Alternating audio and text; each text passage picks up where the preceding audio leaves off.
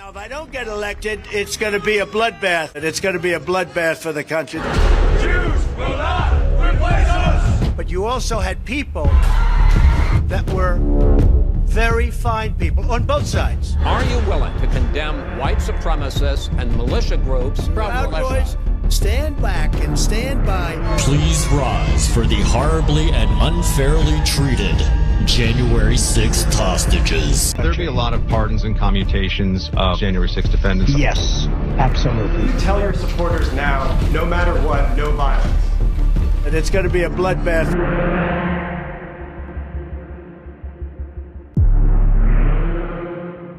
Welcome to episode 80 of the Swamp Creatures podcast. That was the cold open. That was John Pierre's new Joe Biden's new Twitter campaign ad, obviously going after the feels of these lefties. But we got stuff to talk about. We got the Bloodbath media reaction to talk about. We got border bills. We have TikTok bills to talk about. Free speech, some Oklahoma toe sucking going on. It's been a wild couple weeks, Tim, so we got a lot to catch up on. I have drinks that I owe the Swamp Nation.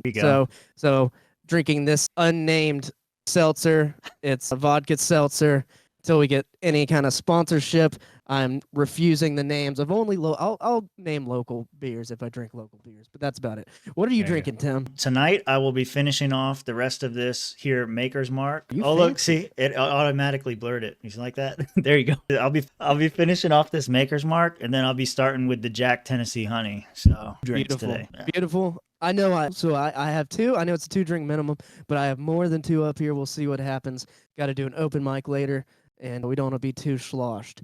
All right, so first things first, you saw the campaign ad. Joe Biden releases that after Trump's speech. He did say it was going to be a bloodbath. The media kind of took this out of context, and Joe Biden's running with it once again. The left and Democrats are running with it once again. Someone who is on the left side of the aisle who is not running with this, surprisingly, Anna Kasparian, hater, don't like her at all. Can't stand her voice, but broken clocks are right, twice a day. Yeah. So let's see what she has to say here. It surprised me. Anna Kasparian, if you don't know, she's part of the Young Turks. Very left-leaning, and this is what she put out, I think, yesterday, maybe? Yeah. It was right after the comments. Here if I get elected. Now, if I don't get elected, it's going to be a bloodbath for the whole... That's going to be the least of it. It's going to be a bloodbath for the country. That statement sounds pretty bad. Trump made it during a rally speech in Ohio over the weekend. And if you were to just hear that portion of his statement, you would assume that he was calling for a bloodbath should he fail to get elected in 2024, the general election. Well, the media, unfortunately, with the help of the Democratic Party, has actually done a fine job completely taking Trump's speech at this Ohio rally out of context to make it seem like he said something that he didn't actually say. And the bloodbath narrative that's playing out in the media is not only dishonest. After the full context was made apparent to the Trump critics, they doubled down on making it appear as though he was calling for violence in the country. Now, I think it's interesting, like you said, like she's not typically somebody who's going to come out in favor of any Republican, much less Donald Trump. But lately, more and more, Anna Kasparian has been on fire with good takes, honestly. Yeah, there was one the other day that Tim Pool was also like, I don't agree with her most of the time, but this one, I couldn't find it. I wanted to bring it up just so we could make a little Kasparian section here, but I couldn't find it. But yeah, no, she is, maybe she might be turning, her brain to perceive things a little differently. Like, I don't know, I would picture her spinning this just like the media has done. That's normally what I would picture her doing. Her saying, it's been a bloodbath. He said it was going to be a bloodbath. That's only a violent, I think something's clicking. Maybe. We'll see. Yeah. Only time will tell. I don't think so, but here we go. Here's the fuller context, and then we'll discuss what we think about it. Let's watch. Mexico has taken, over a period of 30 years, 34% of the automobile manufacturing business in our country. Think of it. Went to Mexico. China now is building a couple of massive plants where they're going to build the cars in Mexico and they think that they're going to sell those cars into the United States with no tax at the border. Let me tell you something to China. If you're listening, President Xi, and you and I are friends, but he understands the way I deal, those big monster car manufacturing plants that you're building in Mexico right now, and you think you're going to get that, you're going to not hire Americans, and you're going to sell the cars to us. No, we're going to put a 100% tariff on every single car that comes across the line. You're not going to be able. You have control too. Yes. I always forget. Well, I'm looking at the notes here. The tariff, and just like the part about the 100% tariff. Like we should not be cheering the 100% tariffs, right? Like that's not free trade. That makes things more expensive on everybody. And Trump did that his first term and definitely caused people to lose their jobs in the tens of thousands. Like I think it was like 40,000 workers lost their jobs due to the automotive tariffs in like Michigan. So I might not be remembering that exactly correct, but I know he was big on the tariffs in his first term. I just don't like that talking point, but it's a complicated issue whenever you do have China putting these factories, not just in our hemisphere, all over the world, the Belt and Road Initiative. They're going into countries with briefcases and doing business and then exploiting cheap labor, whatever you want to call it. And well, he said they're building the factories in Mexico, right? China's paying for factories in Mexico. Right, so they're going to that's built? Yeah, you're right. Yeah. Yeah, so they're going to hire Mexicans. Why would they wouldn't want to hire? I mean, he's going to hire Mexicans. Why would you want to hire Americans? You got to pay them fucking $50 an hour, like. yeah, exactly, and that's why most big businesses like Apple or these big factories like Nike and stuff like that. That's why they do all of their manufacturing in China. That's where we get all of our shit, right?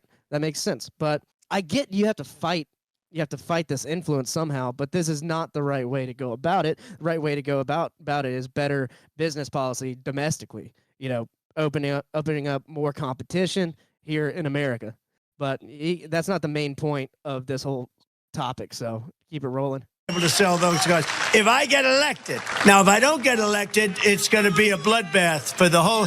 That's going to be the least of it. It's going to be a bloodbath. So presenting Trump's statement as one in which he's calling for a bloodbath if he fails to get elected is incredibly dishonest. And Cenk, I mean, I've saw this all over the media over the weekend. There was a lot of backlash to the media because of their dishonest framing and the fact that they took him out of context. And then a lot of people in the media continue to double down, including Joe Scarborough, which we'll get to in just a moment. But I'm curious what you think. Or am I being too fair to Trump here? A lot of mainstream media don't give you honest news. We do. You know why? Because I think that's it. Paid membership on YouTube makes. No, he's just doing an ad read right now. He's got to go through it. We don't support. Yeah, just don't give them any money. YouTube.com/The Young Turks. And what I said was, no, he was meant it in an economic sense. Now, he said a ton of absurd things in that speech, as he always does. Has he called for violence in the past? I think he has. And he celebrated it when it's come. But in this particular case, he was clearly talking about tariffs. He said it in an economic context. Not guilty. Now, should Trump? Wow, even Cenk. Because usually when Anna says something smart, Cenk's like, no, and it has to do his whole little rant thing. But even Cenk says bullshit. Yeah, and the way the media is running with this, and the way Joe Biden's running with this, it's just gaslighting anyone who's not paying attention to what's actually going on, and that's just the whole strategy of the Democrat Party, as far as I can tell, since Trump has been running in like 2016. That's been the whole MO, and so that's why I'm like curious why Anna Kasparian, they're just now seeing this. It's like that's what they've been doing. Well, because they do it too. That's the point. Like, Cenk and Anna might be right on this point, but what they're about. Fucking face right now. I know, it's fucking great. Sexy Cenk. He's about to go sweet talk a horse later. Together. So look, I skipped up to this point because Anna's about to go into the Joe Scarborough thing. But what they're about to accuse Joe Scarborough of doing, just remember that Cenk and Anna do this all the time. They just happen to be right on this one point. % tariff is mental. It's totally insane. I agree. It totally takes away from the legitimate thing you can critique him on, right? Right. And And it's just, again, I would rather oppose Trump for who he really is as opposed to not liking Trump based on a fantasy that's been made up and manufactured by the Democratic Party or the press. I mean, he's a target-rich environment. Don't make things up. All it does is lead to distrust toward the press, toward the media, toward journalists, and it's ridiculous. And by the way, I don't blame Biden and the Biden campaign for wanting to really emphasize this and take Trump out of context and get the media to rile up people into thinking that he would call for violence if he doesn't get elected. I mean, it's a good distraction from the real bloodbath that's taking place in Gaza right now, something that's been greenlit, supported, and funded by our president, Joe Biden. With that said, let's go to Joe Scarborough, who had a proper meltdown this morning, even after the full context of this situation was revealed. He's talking about a bloodbath for America. It's laid out in the terms of it. And these idiots on Twitter, these idiots on cable news, these idiots on Sunday shows going, well, our president, you know, he was talking only about the auto industry, and this is one more. It's just, let me say that at 6:15 a.m. It's just, he knew what he was doing. We're not stupid. Americans aren't stupid. He was talking about a bloodbath. Sometimes a bloodbath means a bloodbath. And when he finishes by saying, and that's just going to be the least of it, seriously, these people may be stupid. We're not. Okay, sure, buddy. You're not stupid. You know, they're probably not going to show it in this, but you know, there's other clips that people have compiled together. Liberal Hive Mind, great channel to watch for stuff like this. He put up a compilation video of all the times Joe Scarborough himself referred to economic disasters as bloodbaths, or when the RNC was being taken over by Trump and his allies, they called it a bloodbath. Just like constant usage of the term bloodbath. A very obvious, common term.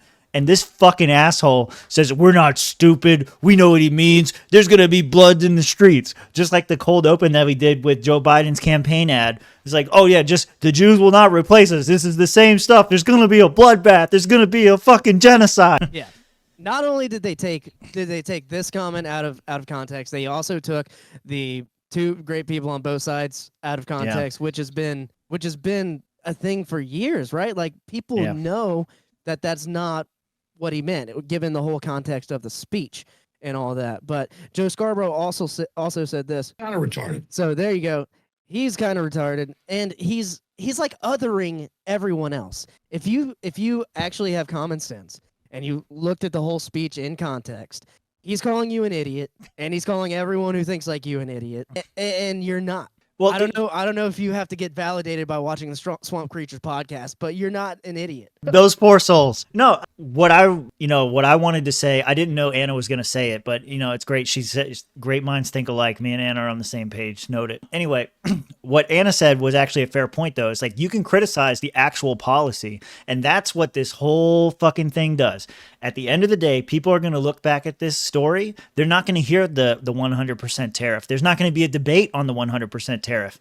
All they're going to talk about is how the clip was taken out of context and how, you know, they distorted his comments about a bloodbath to mean violence in the streets when he was really talking about an economic disaster, which would actually probably be caused by 100% tariff on imported goods because nothing's fucking made in America anymore. So we're not having that discussion. Instead, it's a defense of Donald Trump and saying that the media is taking him out of context, further building this narrative that he is some underdog who has no shot at, or the whole system is against him. Everyone's against him. He has no shot unless we the people stand up and fight for America. Like, that's what the rally cry is going to be now, instead of talking about the actual policy or talking about even the rhetoric or whatever. Instead, it's, you know, the fucking media manipulation, mind games, and all this bullshit. Like this, I don't know how you can be so fucking stupid. Like, honestly, he says he's not fucking stupid. He's fucking stupid, because doing shit like this just means that people aren't going to trust you. And so what Anna was talking about, I want to talk about the tariffs. This would be terrible for the economy. You can't talk about that because you have to preface everything by saying,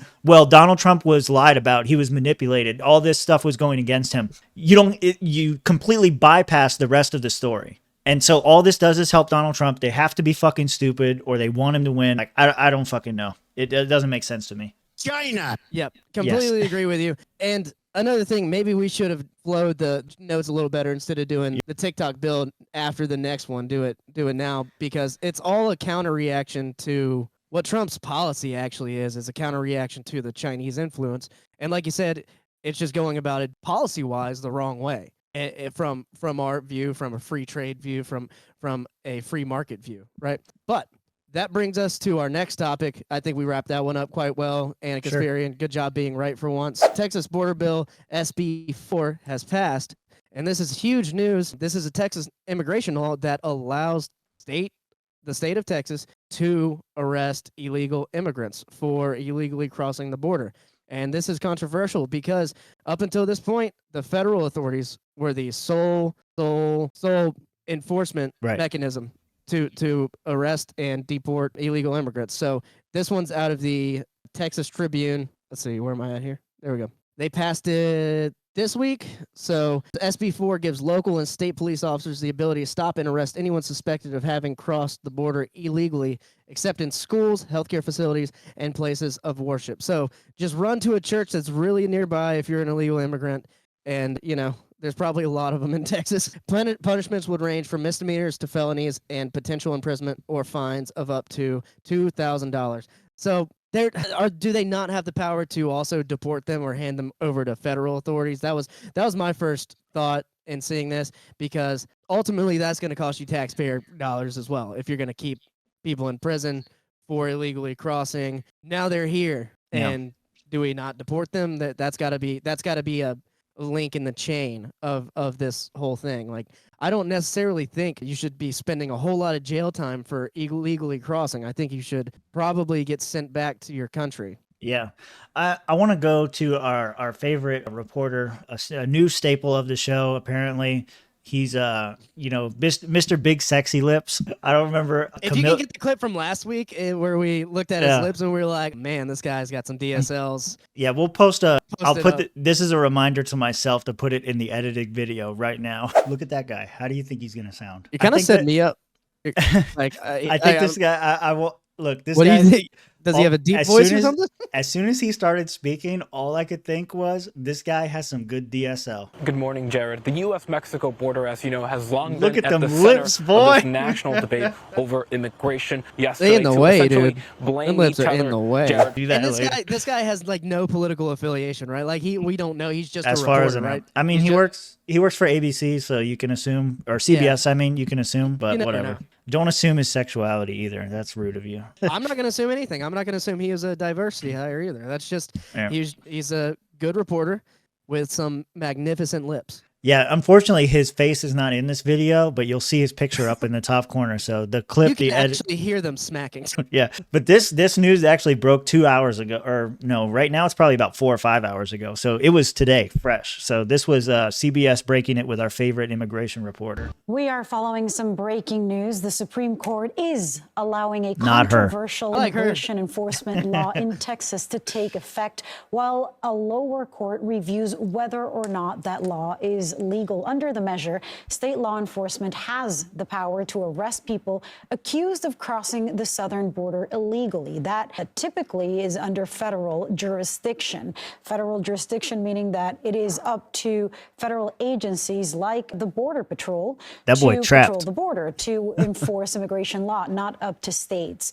Yesterday, we had announced that Supreme Court Justice Samuel Alito had extended an order that was barring Texas from detaining and jailing migrants. It seems that now, while the law is under review, it will be allowed the state of Texas to at least continue jailing some migrants. CBS News immigration and politics reporter Camilo Montoya Galvez has been following this, and he is on the phone with us now. So, Camilo, this decision is not final, clearly. Can you talk to us about what the ruling is, or where it stands at this point, and how it differs from the news that we gave yesterday, where Texas was being held from being able to continue to stop and jail migrants? That's right, Lily. The bottom line is that Texas state officials at the state and local level can now arrest and detain migrants who are suspected of crossing into the U.S. illegally from Mexico, and also allow state judges to issue de facto deportation orders against suspected violators of this law known as SB4 that the Biden administration, Lilia, has argued is unconstitutional and interferes with immigration enforcement, which, as you know, has for many years and decades, in fact, been a federal responsibility, something that is typically carried out by agencies like the Department of Homeland Security, not individual states. But right now, the Supreme Court is allowing Texas to enforce this law through this procedural order that, again, as you underscored, does not actually get into the merits of the law or its legality, but it allows the state nevertheless to implement it while an appeals court in New Orleans reviews the actual legality of it. It is important to note, Lilia, that a federal judge in Texas has already said that this law is unlawful, that it violates the Constitution, and that federal immigration enforcement would be hindered by this law because, again, arresting and deporting migrants, rather, are federal responsibilities.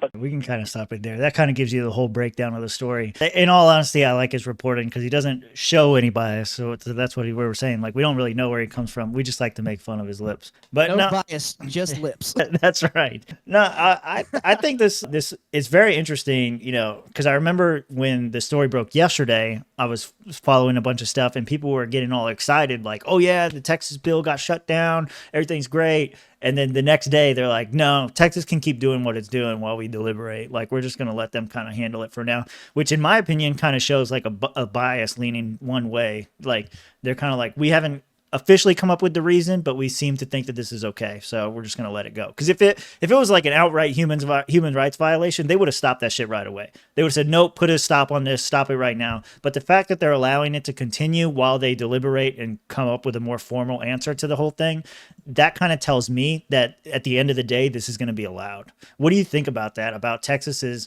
bill to allow the state law enforcement to deport illegals or prosecute them or whatever? Yeah, I mean, right now, I think given the current situation, if Texas feels like its sovereignty is being infringed upon by what some people call an invasion, I'm not calling it quite an invasion, but what some people call an invasion of its state and of the United States, I feel like states should be able to, you know, do what Texas is doing, defend their borders and, you know, put funding towards military and National Guard bases like they're doing. We covered that last week. Right. Texas is funding new facilities for National Guards to stay at and, you know, be comfortable at while they're dealing with this whole situation. This is ultimately a result of bad foreign policy and bad domestic policy at the federal level, right? Like immigration policy to be specific, but it's just a reaction to the situation right now. By Texas. And so if the majority of people there feel it's right, then I think, yeah, we should go with it. I wanted to read something from the BBC, an article here where we were talking about the deportation aspect of it. Top Mexico diplomat Roberto Velasco Alvarez posted on X that Mexico will not accept migrants being sent back across the border by the state of Texas. He also mentioned that the dialogue on immigration matters will continue between the federal governments of Mexico and the U.S., which he wrote in Espanol. So this is a Mexico diplomat saying, hey, top diplomat, according to the BBC article, saying, hey, I don't care what Texas does. This is still a federal issue. This is still a issue that Mexico and the U.S. are going to work out federally on both sides. Justice Sotomayor wrote in a dissenting opinion that this court gives a green light that will upend the long-standing federal-state balance of power and sow chaos. So Justice Sotomayor there dissenting. She also said that this could disrupt sensitive foreign relations, frustrate the protection of individuals fleeing prosecution, hamper active federal enforcement efforts, and keep migrants from reporting abuse or trafficking. And yeah, there is definitely some aspect of people fleeing cartel violence and other immigrants from other countries, not just Mexico, fleeing their countries. But Mexico is an asylum country. So technically, when asylum happens, if you're seeking asylum here in the United States and you're coming through Mexico, if you're coming through Mexico, you should have claimed asylum in Mexico in the first place. And that's what a lot of Republicans and a lot of people who are against migrants coming over and claiming asylum in the United States are saying. They're saying, hey, if you're claiming asylum and you flew and you touched any country in Europe, you should have claimed asylum there. It's not. It's kind of they're gaming the system by touching all of these other asylum countries, then getting to the U.S. and getting all these benefits like free hotels, free food, 3 meals a day, credit cards, stuff like that. So it's got to be a balance, right? Like, I'm all for people coming to the United States for a better life and whatnot, as most people are. But when Americans are, facing the brunt of these policies, and the taxpayer is facing the brunt of housing these people and everything, you have to have a balanced policy, and this is not a balanced policy right now. Yeah. I think what Texas is trying to do, like you said, like when I first saw that the Supreme Court was going to be making a decision on it, and before they made the decision that they've just made, I thought that this was the right path, that they just need to let Texas do what Texas is going to do, because California shares a border with multiple states, and California is going to let them in. So if Californians are going to let them in, they're going to let them in, and it is what it is. So if Texas wants to try to keep them out, they share the largest border with Mexico. So why not? That's kind of where I land on the whole thing, is who determines who can go across what lines and whatever? Well, the property owner. Like, that's what I think. And so the Texans are, in my opinion, the property owners of that border. And if they decide they don't want to have this flow of immigrants, and they don't want to have to deal with all the crime and the housing and everything else, Kelly and Joey are both in the comments there making comments about, the cost of deporting them and prosecuting them and all that kind of stuff. We're all dealing with that as well. But, I think Texas, being at the front lines of it, so to speak, then they have kind of the right to say, no, we're not going to put up with this shit, and we're going to arrest them and deport them and send them back if they choose to prosecute them, whatever it is. But at least this way, to Kelly's point, she was saying, why are we paying to prosecute them? We should just deport them and send them back. It costs enough to do that. Why add on so much other stuff for housing them? Like you said, 3 meals a day and a place to sleep for weeks or months or however long it takes to go through their trials. Well, at least that's falling on the Texas state government. And so the people of Texas, if they feel that that's something that they're willing to pay for, then sure, then let them fucking do it. But I don't know. I just think we have to be more imaginative with the policies. Like, if Texas handles this, right? And I agree with Kelly, like, we shouldn't be spending resources on this at all. Like, we could say that about anything, right? We could say that about Americans in jail. Like, why are we spending so much money jailing nonviolent drug offender, whatever? But if you want to be imaginative about it, like, I look back, like, was, I guess, not nostalgic because I wasn't there, but, some sort of pride whenever I'm like, America had the Ellis Island thing, and that was the port of entry for everybody. What if states had their own port of entry and you could gain citizenship by going through these points, well, right? they do. It's called the fucking immigration office, but they ignore it and walk down the street. That's a really good fucking point, Tim. But I don't know if I'm gonna go Trumpian. I'll be like, make it nice, make it big, Yeah, big open door. Yeah, because whenever I visited, I walked into Mexico. I was visiting San Diego for a wedding. I didn't have a passport. Yeah, I walked into Mexico. They were like, "We'll give you a day pass for $20." They like had a huddle, and they were like, "We can make $20 off this guy." So $40 for me and my friend who went. There was a long line of Mexicans who had to go from California back into the States. For some reason, I thought you were going to say there was a long line of Mexicans at the grocery store, and I was pissed because I wanted those tomatoes. Something like that. Well, I wasn't pissed, but I was like looking at all these people going back into Mexico, and all I could assume, I don't know this for sure, is that they were working in the States, very close by, right across the border, under the table or something, and then going back to Mexico. Yeah. Right? And that's what's happening at a lot of these border cities. It's cheaper to live in Mexico. You pay rent in Mexico, work in America, you get $50 minimum wage. I know. I'm about to move and then get citizenship over there and start doing the same thing. That's what I want to do. Robin laid a comment here, said Biden ignored SCOTUS via student loans, so Texas should just ignore their ruling as well and do whatever they want. Yeah, that's not right. I mean, we have a balance of powers for some, for a reason. And ignoring a Supreme Court decision and ignoring a congressional bill, something like that, like you can't retroactively do that. That's why we have a balance of powers. That's why. Yeah, I feel like I'm with Robin on this one. I say you can. Fuck whatever you think is right. You do that. let them come and try. They can't take all of us. How I feel. Do it. All right, that's fine. I think we can move on now to the TikTok bill, right? Oh yeah, let me pull up the right window here. Yeah. You want to go into Massey or what do you want to do? Yeah, we'll go to Massey first. So the House passed the bill, and the Senate has not passed it yet. A lot of Republicans are for this. This bill would essentially ban companies from having TikTok on their app stores like Google and Apple. If this bill passes the Senate, it passed the House floor. Did it pass the House floor?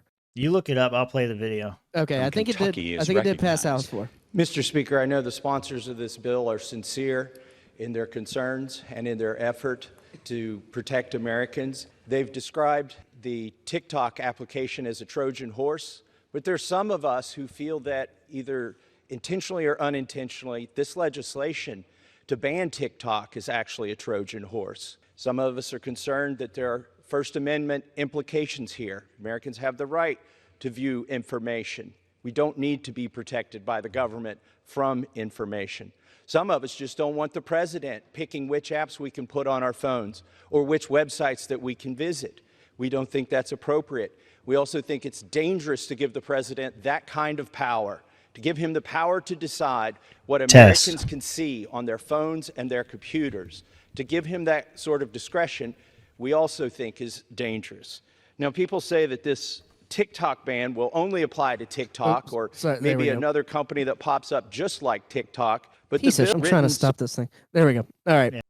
Yeah, you got to hit the actual button. I did it. Yeah. All right. So NPR article here, House of Representatives have passed legislation on Wednesday giving TikTok two choices: find a buyer for the immensely popular video app or face a nationwide ban in the U.S. And Thomas Massey obviously making the argument here that the U.S. gets a hold of this thing, they're going to do the same thing. They're going to have the information.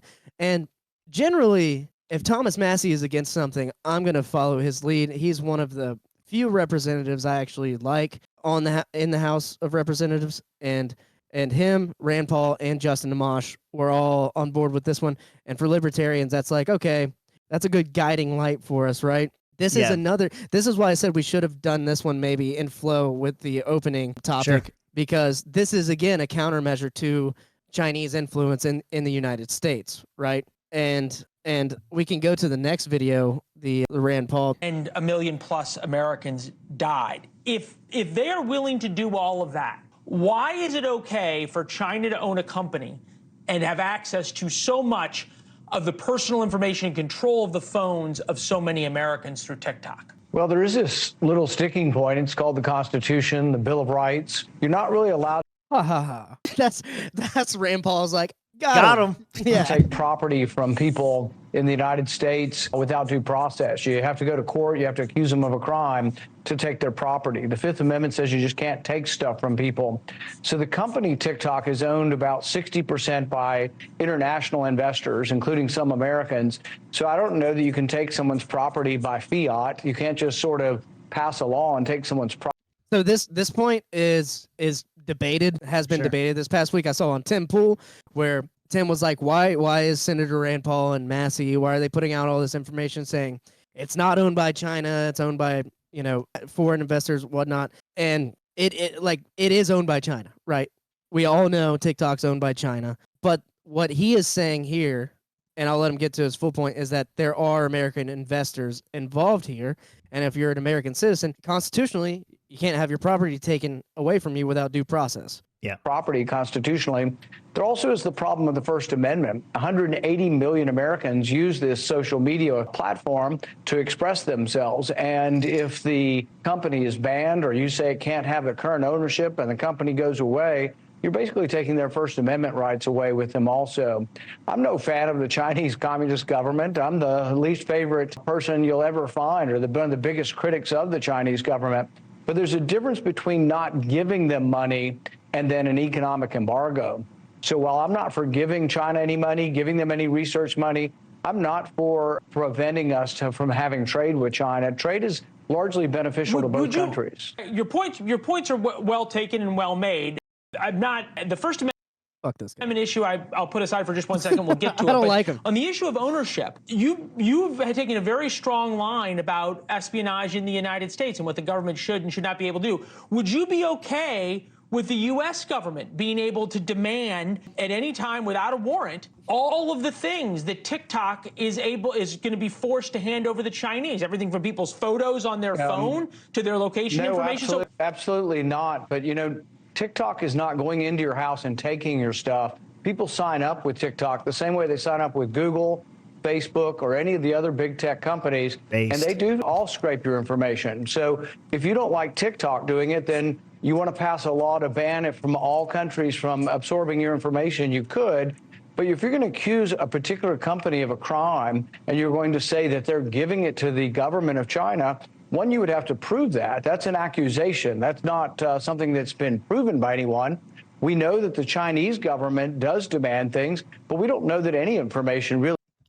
And I said base because what he just pointed out there about Google and Microsoft and all these other companies that know about everything else you're doing, every argument that's made about TikTok can be made about those companies as well, including Facebook and even X and everywhere else. All of this information that they're showing on the screen up there, this is what social media does. This shit ain't free. I don't know why people haven't figured this shit out yet. All of this stuff that you're worried about TikTok having, I guess the fear is that it's owned by China and not America. But have you been alive for the past fucking 20 years? America ain't no fucking better. Yeah. And that's a point that we're going to get to here in a second. Next video, I don't know if this will work the same. It's a Twitter post.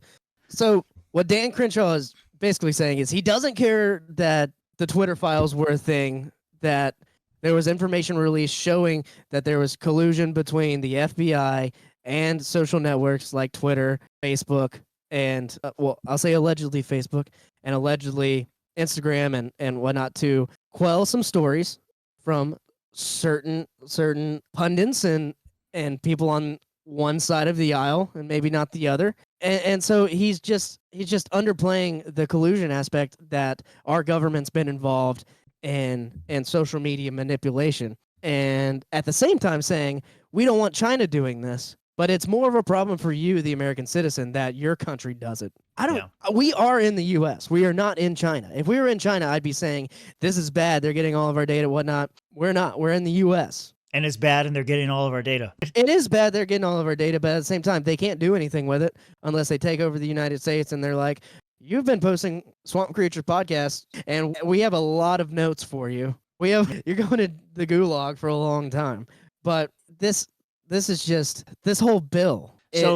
It's setting up for an American company to buy it, like Amazon. Like no one else is going to be able to buy it. An American company like Amazon or Apple, someone who wants to buy a social media company like that, is going to be able to buy it, and then potentially face the scenario where the FBI or CIA gets your data as an American citizen. Right. So the complaint is that it's a Chinese-owned company.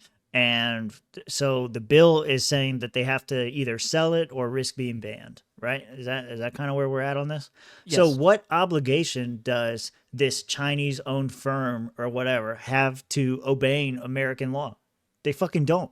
So I'm not even certain that they're even going to sell the damn. They could just say, fuck you, ban us. We'll just come up with another one that does the same thing. And if you have TikTok on your phone right now, it's not going to remove it. It's only going to stop new people from downloading the app. Yeah, I don't know. It seems like they're trying to do like Joey said right there, only approved government lackeys can line their pockets with it, meaning like investing in TikTok and profiting from whatever ends up happening, like Facebook or whoever else would be interested. I heard somebody mentioned that Facebook might be interested in buying it, and they were saying like, no, they're not going to let them do that. They blocked them from buying all these other, like the Joe Biden administration blocked them from buying all these other companies because the left and Democrats are typically against like creating larger monopolies. Like they don't want to have them own too much of social media. It'd be better to have it in the hands of somebody else. But at the same time, that doesn't mean they're going to let somebody like Elon Musk, who you seen what he did with X and Twitter and all that stuff. Thank you. You seen what he's done with X and Twitter and all that stuff. Like they're not going to let somebody like him own it either. And they could say just as easily that, well, Elon Musk is a foreign national and all this stuff. And that's kind of the big thing, like with this bill. It's not so much TikTok. I could give a fuck about TikTok, really. Like, you know, there's Instagram Reels, there's YouTube Shorts, there's all these other kinds of alternatives.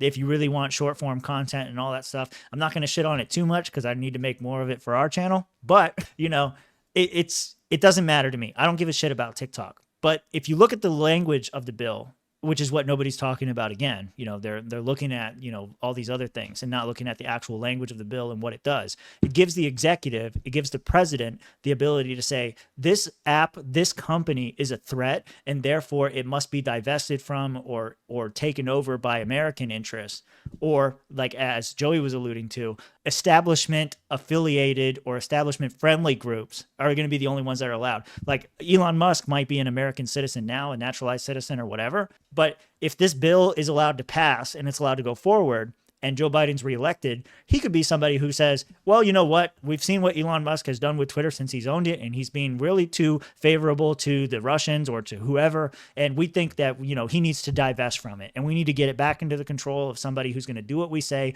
and bury stories like the Hunter Biden story. You know, we need people in control of it that we control so that we control it. And so I kind of, on the TikTok ban bill or whatever, like I said, I give a fuck about TikTok. The effect of the actual bill is what matters. And then, of course, the due process of that every human is endowed with, you know, that's important as well. So those are kind of the two areas that I'm from on this. And it was surprising to me, you and I before the show were watching Tim Pool's reaction to this whole thing, and he was actually for the bill. He was saying, like, that's the energy that came off of the video. He wouldn't take a firm stance, but the way he was directing the conversation and everything was like, well, no, Rand Paul lied that it's not Chinese owned, so what? Like, does that mean that you support the bill? Because, like, that's what the question is. It doesn't matter who owns it. Does the government have the right to seize the asset of somebody else and redistribute it to, like, we're talking about socialism. Yeah. Like, I don't fucking understand. Yeah. And that's what the guest that was on that episode was saying. It was like, he was, you could tell in his face, he was kind of surprised that Tim was taking the stance. Tim wasn't saying that he was for the bill because Rand Paul and Thomas Massie were putting out this fake information or false information. He was saying, I wonder why they're saying this. It's not true, which he's right about. But I think what he said was, from a pure trade fairness standpoint, right? We allow China to buy farmlands. We allow Chinese apps to operate, and they don't do the same thing for us. So there's no reciprocity. But they are also a quasi-communist, quasi-fascist, capitalist country now, and so they do that. We're America. You know, we don't play by the same rules. Right. And I think what he's saying is, like, we should start playing by the same rules. And you know, to us, maybe it's a more principled approach. You don't really do that. Yeah. I'm not for that at all. Like, I don't want to start. It's the same thing with Trump's tariffs and everything else. I don't want to start, like, doing things that other countries do just because they're doing it to us, we get to do it to them kind of in mentality. I don't agree with that. I think we should stand on the principle and say, like, no, here's how I think about it. Fuck TikTok. I don't give a shit. You want to have TikTok? You want Chinese government stealing your info? I don't care. You know why? Because fucking Google does it too. Because Facebook does it too. Because Microsoft does it too. Because every fucking major company lives off data now. And that's what they do, is they farm your data so they can sell you ads. If you don't like it, use an app that doesn't do that. The problem is the apps that don't do it don't make money because people don't use it. There were a whole bunch of apps that came out over the years. Remember MeWe? MeWe came out, and MeWe was supposed to be this platform that didn't harvest your data or whatever, and they had a subscription model. Nobody wanted to pay the fucking subscription. The shit went away. And they came out with some other stuff saying that they were like censoring certain news topics and all this kind of stuff that made it a not true free speech platform or whatever. Like, you want to talk about manipulation and stuff? Like, what about when Parler got kicked off because they said they had something to do with the insurrection and stuff? My point is, like, I don't fucking care about this. From a free market perspective, let all these fucking apps go. Let every single one of them go. If Chinese wants to come up with some app and they want to put it out, the fact of the matter is, people don't give a shit about their data getting out. And if they did, they wouldn't have Apple, they wouldn't have Google, they wouldn't have Microsoft, they wouldn't have all these other accounts that they willingly and freely give all of their data to, because they accept the cost. They know what the cost is. The cost is your data. And then the value that they get for it, the trade-off, is all of the convenience and everything else that comes along with it. So I don't give a shit. Let them sell what they want to sell. If you have a problem with it, stop using TikTok. Yep. It's that fucking simple. It is that simple. I will say, personally, the TikTok algorithm hits that dopamine G spot, if you will. That algorithm is top notch. They're targeting, and China doesn't allow the same algorithm in China as they do here in America. Right. Obviously, it's super addicting. But at the same time, if I post something, like I posted one of my clips from comedy, don't have that many, but I posted the one, got 1,000 views. Whereas if I posted on Facebook or something, I get maybe 2 likes. Or I posted on Instagram Reels, maybe 200 views or something like that. The exposure is way better on TikTok for creators, I think. Mm-hmm. And so to kind of hinder that and allow for the whole Facebook model, and they own Instagram too, it sucks. I also get more exposure on Twitter than I do on Instagram, I think, and X, but Sure. you know what I'm saying. So just for creators speaking wise, I think it's a lot better. So the demographic for TikTok is 13-year-olds. And so Rob enjoys exposing himself to 13-year-olds. No. That is not true. You don't even. That was a joke. It was a joke. I'm sorry. Whoa. I just Can't say that. I love logical leaps like that just drive people nuts. It's funny. I like it's a good transition to whoever this other person is. So to preface this is a mayor in Dalton, Illinois, I believe. And she is so corrupt. I watched this documentary. That's where this first clip is from. We're going to play it for you. Wait, you got to, before you even, who the fuck is this? The mayor's name is Tiffany Haddish, and she is now the mayor of Dalton, Illinois. She is also holding concurrently the title of lead of the township or the village of Dalton, I guess. So we're going to play this opening clip from this documentary. I encourage you to watch this. Let's see. Where is he from? Tommy G. Tommy G. He's got 1.4 million subscribers, so we don't even have to plug him. He's already got them. But good documentary about the corruption that's going on, and we have a couple other clips. One day while scrolling through TikTok, I was assaulted by a barrage of videos covering Dalton, Illinois Mayor Tiffany Henyard. She refers to herself as the super mayor as well as the most powerful woman in Chicago's South Side. But does she use her power for good? People on the internet and in her own community have been calling her the most corrupt mayor in America, and here are some of the things she's been accused of. Stripping business licenses away from people that don't contribute to her charity, pay-for-play kickbacks and bribes, taking lavish first-class trips on the taxpayer dime, making the city pay for her own personal ice skating rink, using the taxpayer money as a marketing budget for self-promotion for things like 122 billboards with her face on it, and using tens of thousands of taxpayer money dollars per month to hire a PR firm that's designed to clean up her image. And I'll give her this, her image is tough to clean up. Here's some more reasons why. She double dips as both the mayor of Dalton and the village of Thornton Township supervisor, and she's made it so that if she's not re-elected as supervisor, the incoming person would receive a 90% pay cut. She's racked up credit card debt like she's trying to set a record, and she tells the residents things like better have my money and compares herself to Martin Luther King. And that's just the tip of the iceberg. It's alleged that she rolls around like a crime boss. Some people claim that she's even gone as far as having the cars of people that oppose her shot up to intimidate them. She rolls around in a convoy of extensive private security, of course on the taxpayer dollar, and it's said that she has the police force in her pocket partly due to the outrageous amounts of overtime she allows her officers to be paid, again on the taxpayer dollar. So, damn. At first I was thinking this, okay, so typical politician gets paid to do all this kind of stuff and fly around. And then from personal ice skating ring on, I was like, damn, bitch be balling. Yeah. I mean, and we're talking about, last week we talked about the Fonnie Willis case, right. and this mayor is probably not outspending her on the taxpayer dollar, but she took first class trips to Las Vegas. It might have been under someone else's name. Jesus. There were 2 flights purchased. There's documents. We could do a FOIA request and get them. This guy did a FOIA request and got that information. So have a number of people. And I'll even play the next clip. Handle anything as relates to with credit cards. As you heard me speak today in my board meeting about, I do not handle that. Some of those charges are for you, though. No, sir. You didn't go to Las Vegas? Nope.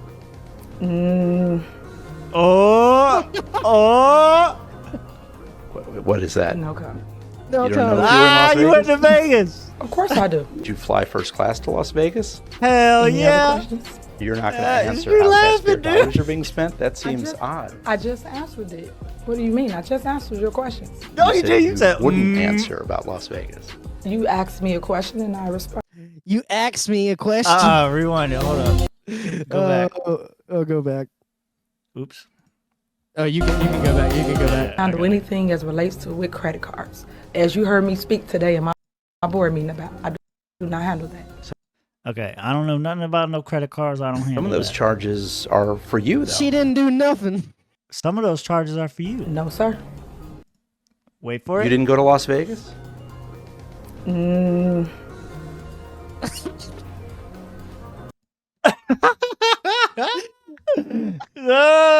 know you fucked up. She's What like, is that? motherfucker, I'm about to shoot up your house. Yep. You don't know if she's you were in about Las to- Vegas?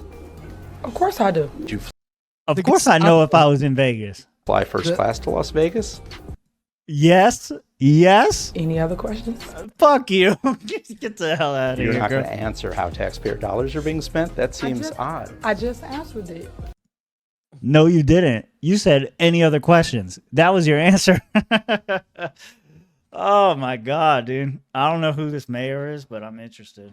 And it's so typical of these people who get elected to not think about the money that they have as your money, as the taxpayers' money. They're eating these, and it's not just a first class trip to Vegas. There's like bills for hundreds and thousands of dollars spent on meals, while you have to pay $15 for 2 McDoubles and a fry at McDonald's nowadays. She's taking your money and spending it $400 for these steak dinners.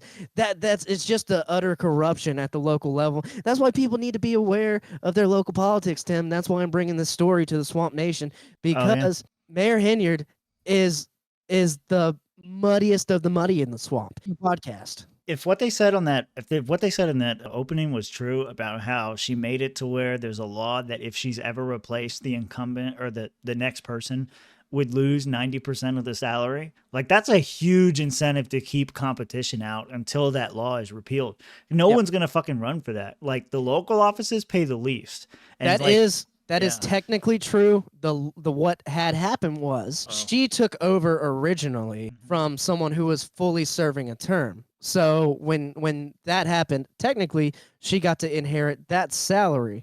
And so she made it to where that salary wouldn't be kept, or allegedly made it to where it wouldn't be kept, because I'm not sure if she made it that way or it's just set up that way to where a new person comes in, and instead of making the $300,000 salary that she's making, they would be making $25,000. You're saying you don't know if it was set up before she got into office? It was set up like that in a certain way for like if you have served consecutive terms, it kind of builds and you get more. And then she took over from a person who had already been receiving the enhanced salary. Listen, I'm on a white knight for this girl. Maybe she's using her power to do good. You know, maybe she's like taking all these lavish vacations and getting a personal ice skating ring and all this other bullshit. Maybe she's using her power for good. Maybe that's what's going on here. Okay. I'm transitioning to the End Wokeness tweet. Keep playing the videos because that's not what's going on. Yeah, no. So open up the End Wokeness tweet so you can be ready to follow along. But breaking, Dalton Mayor Tiffany Henyard vetoes a unanimous board vote to investigate her use of taxpayer funds. Mayor Henyard claims that she vetoed the investigation to prevent personal attacks. She doesn't want people looking into this because she's afraid that people will come after her personally, Rob. It has nothing to do with whether or not she's corrupt.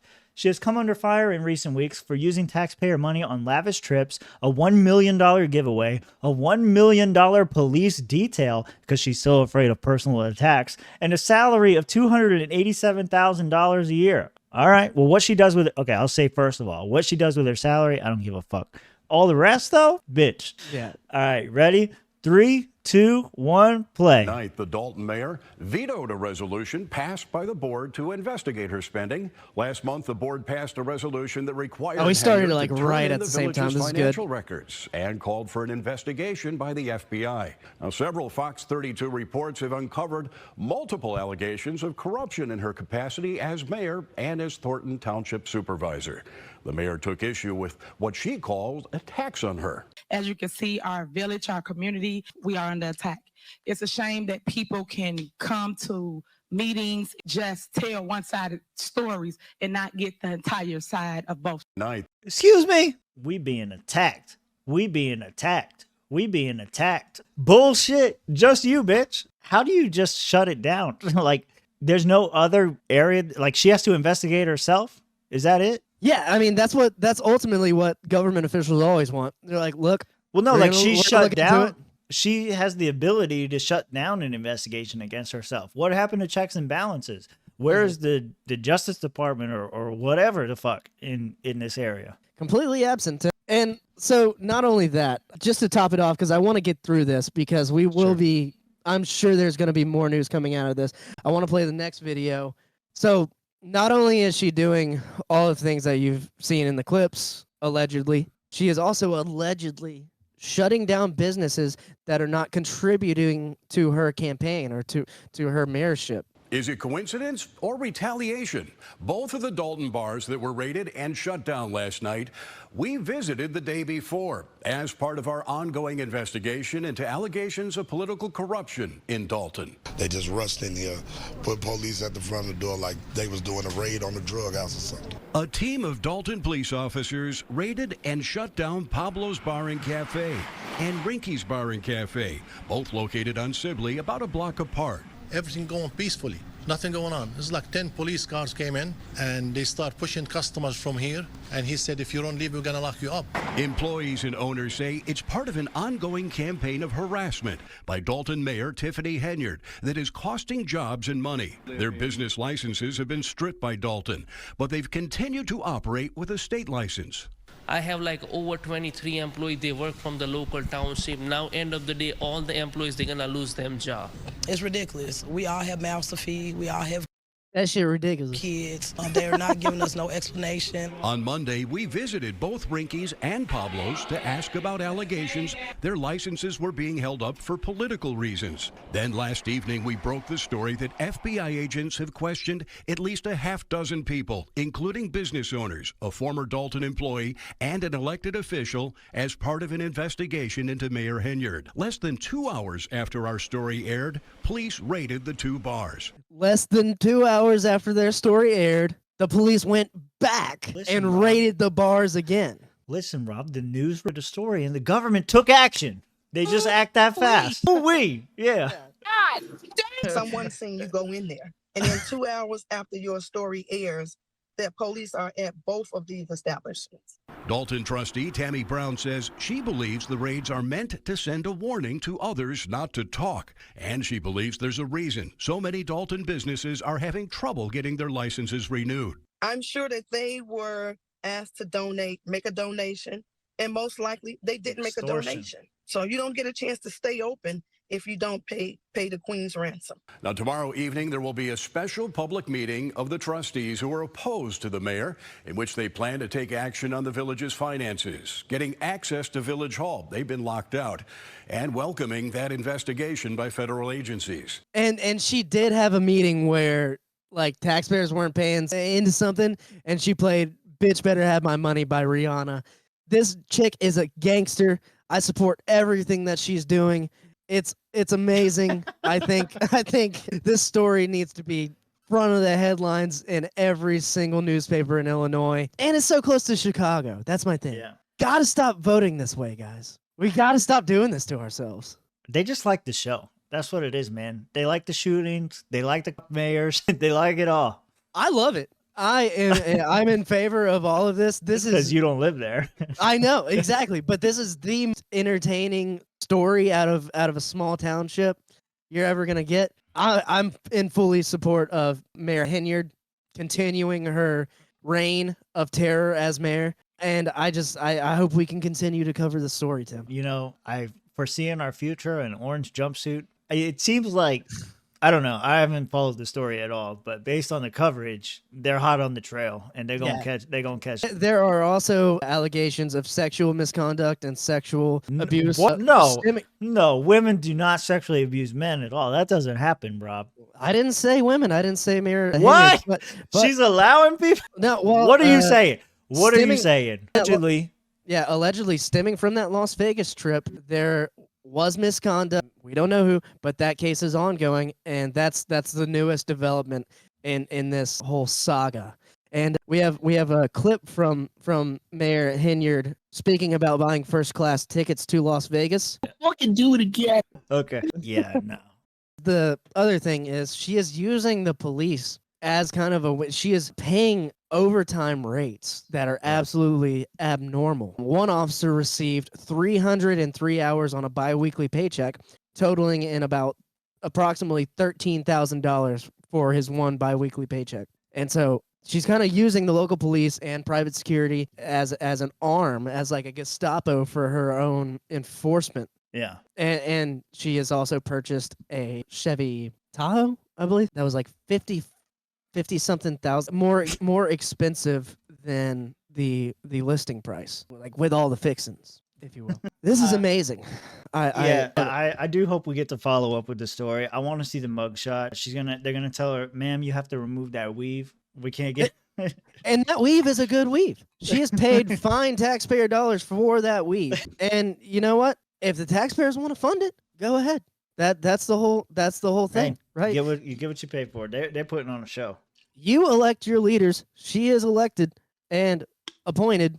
And she is also appointed, and she is making $300,000 approximately every year. And you know what? I got to see more of this. This is so entertaining. Okay, all right, we got to move on. We do got to move on. Before we do, audit check. I'm on my third. Nice. Actually. I don't know how many this is. I think it's 4. We have moved from the unknown seltzer watermelon to pineapple, now to black cherry.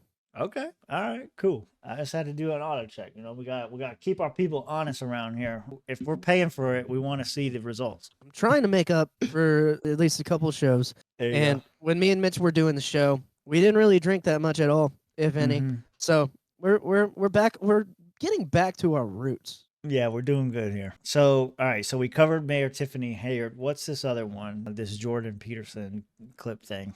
This is a clip from Constantine kissing my nuts. Kissing boys? What? Constantine kissing boys. And let's just listen and react to this clip because I don't know if you've seen it. In Russia last year, 400 people were arrested for things that they said on social media. 400 people in Russia.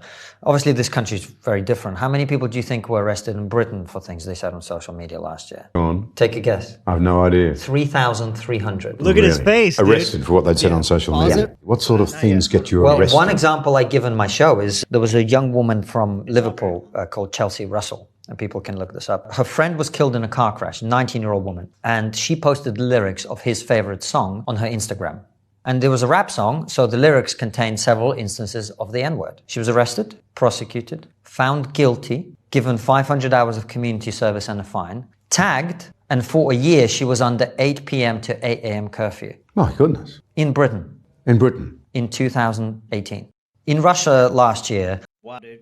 Just fucking wow. Yeah. So what is this related to? There's going to be a bill in Canada to punish people for what they say on social media. And this is what Jordan Peterson's been speaking about since he got big, right? I was criticized and censored in my capacity as a professor at my university in Canada, and I'm speaking out against censoring freedom of speech, basically. And we pushed forward a few years, and we're still here where Canada's passing this kind of legislation, which allows governments and authorities to arrest you for, whatever they want to say is illegal to say. In this case, Constantine's saying a rap song. Someone in the UK posted a rap song. Also in the UK, they arrested a guy for teaching his pug how to do the Heil Hitler sign. Oh, Count Dankula. Count Dankula, exactly. Yeah. So find him and all that. And it's just one of those things where it's like, it makes me happy that I'm still in America to a certain extent, because I could actually post whatever I want. I could, post the N-word, like rap lyrics if I want to. A lot of people do. I might face backlash for that publicly, but I'm not going to get arrested for it. Right. But it is coming. It is it is in our hemisphere, and I just want to share the story to push back on that kind of thing a little bit, because he points out Russia because Russia arrested 400 people. I would bet that political speech, if you add political speech in for Russia, that number's probably a lot higher, right? But Australia, whenever it came to the COVID lockdowns and talking about vaccines and stuff like that, they find people, they took people from their homes. This is not something that's new. It's been going on for the last 10 years almost. It's terrible. Yeah, just watching this guy on his face, he's like, "This is just a silly story. I have no." He was so shocked. He was I so have shocked. no idea. 3,300. What the fuck? Yeah, like, right there, right yeah, there. Yeah. Oh my goodness. Really? Really? Yeah. I don't know. It is important because, there's a saying in America that so goes California, so goes the rest of America, so goes Europe, so goes America, all this kind of stuff. And it does start like Andrew Breitbart's old quote about, so goes the culture, so goes the political system, or whatever the fuck it was. Politics is downstream from culture. That's what he said. Same kind of thing. It's the same idea. And so with, you're having cancel culture, you're having all these, cancellations for people saying mean things, whether it's mean or not, or whether it's justified or not. People are being fired for their political opinions and beliefs and views and whatever. And so the fact that the United Kingdom is pushing this stuff, and the fact that we have all of these, say what you want about it. You can't even say that they're globalists because that's counted as being anti-Semitic. But that's what these people are. They're people of the world. They're not people of America. They're not America first people. They are citizens of the world, and they believe that we should all fall under the same kind of governing structure or whatever, a world government, a new world order, if you will. And so Britain doing this stuff is kind of, opening the door to everybody else doing it. And so to Jordan Peterson's comment saying like, well, what's going to happen when this passes under Justin Trudeau in Canada? That's not that far out of reality. Like if this is happening in Britain now, which apparently it is, it's not too long before it happens in Canada. Remember the truckers. Always remember the truckers and what they did to them, because that's, if they could get away with it, it would definitely be fucking happening here. Exactly. So I thought that was a good clip from him, and the shock value, like you said, that guy's face tells the whole story. For sure. Yeah. Yep.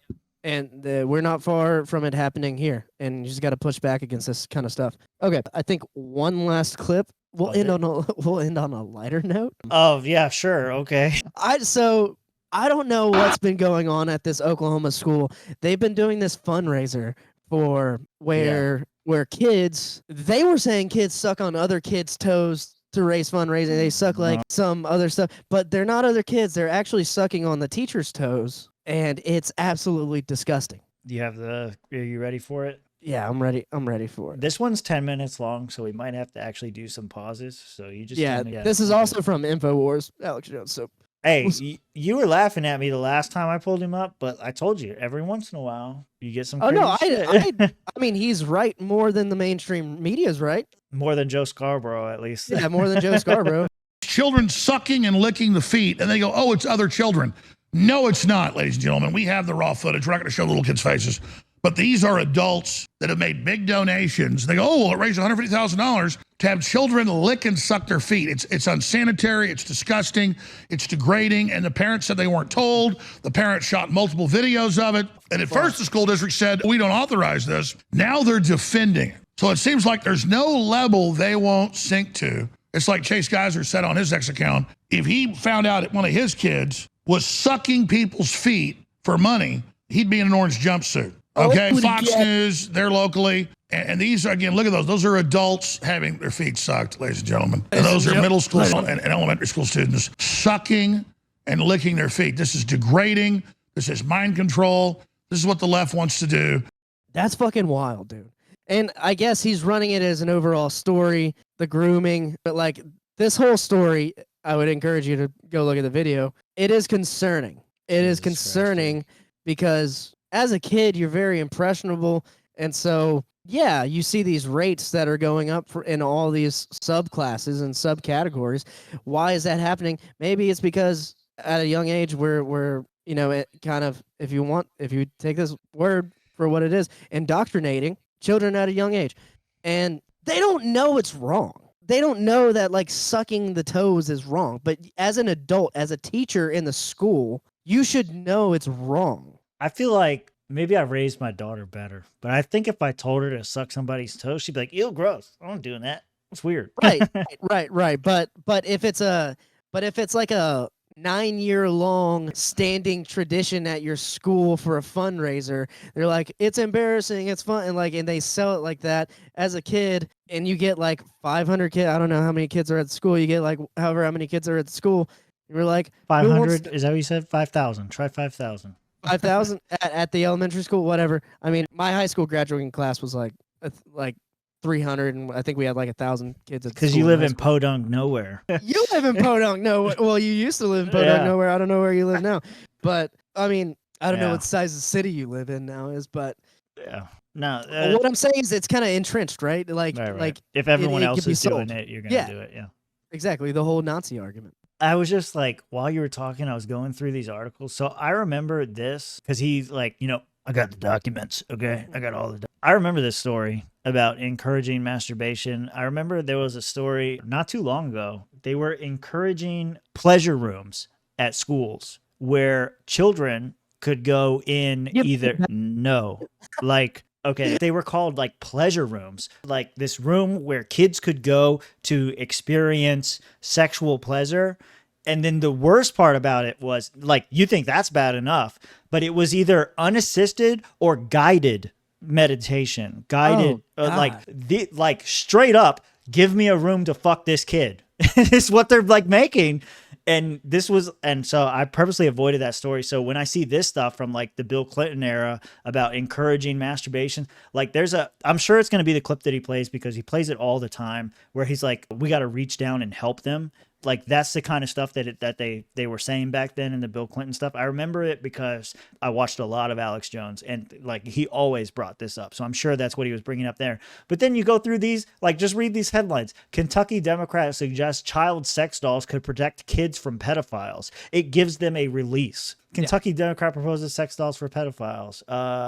Kentucky State Senator Karen Berg says child sex dolls can prevent offenses. I guess it's all the same story written by a bunch of different people. Student toe-licking fundraiser sparks investigation into Oklahoma school. Yeah, investigate all those fucking people and take them outside because I got a wood chipper that's rearing to go. Like, this is why I wanted to cover the story because, you're in a position where you're dealing with kids. You cannot be pushing this kind of agenda, man. And even if it's innocent, you as an adult should have the wits about you to be like, hey, no kid sucking my fucking toe. Company that offers custom childlike sex dolls now promotes bestiality and offers dog sex dolls for zoophiles.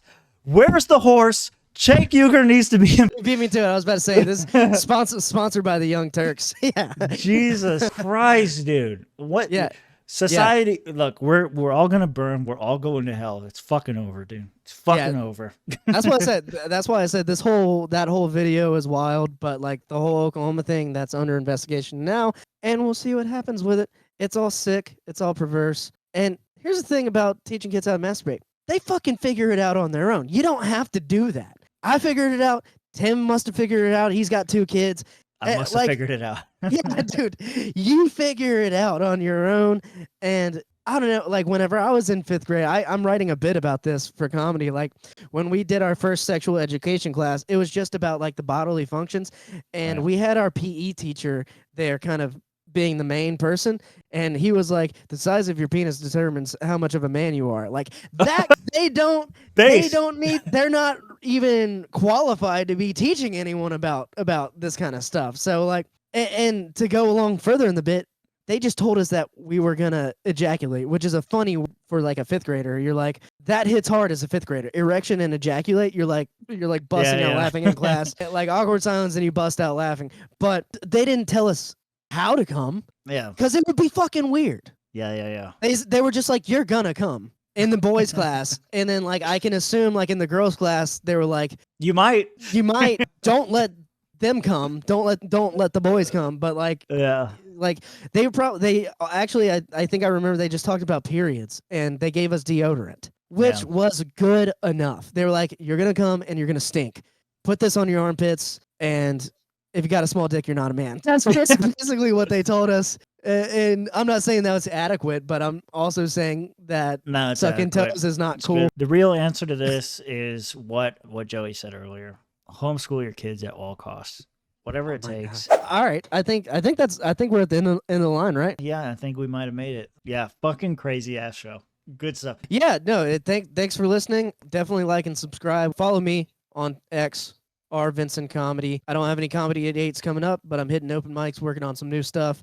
So follow that. Funny. And if you're a libertarian watching this from another state, you can book me for your convention event or something like that.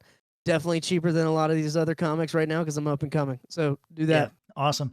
Yeah, all I'd say is join the Discord, because that's where I post all the thumbnails and links to the shows before we go live. We don't have a set schedule or anything. We just kind of go live whenever we have time or whenever we feel like it.